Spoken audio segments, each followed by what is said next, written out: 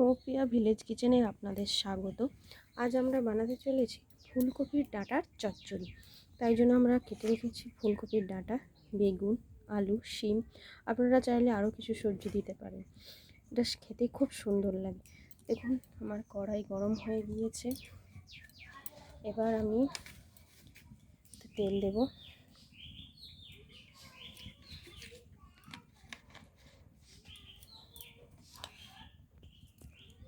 একটা শুকনো লঙ্কা, একটা তেজপাতা আর একটু পাঁচফোড়ন দেবো।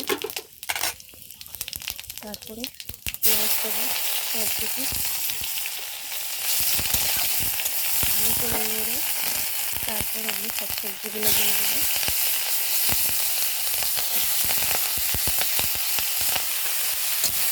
ভালো করে নেড়ে এবার আমি চাপা দিয়ে দেবো।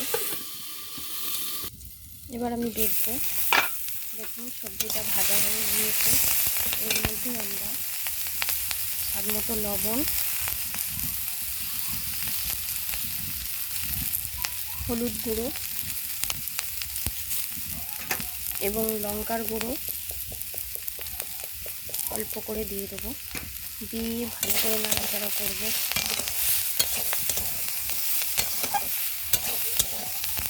নাড়াচাড়া হয়ে গেলে আমরা এতে সর্ষে বাটা দিয়ে দেবো।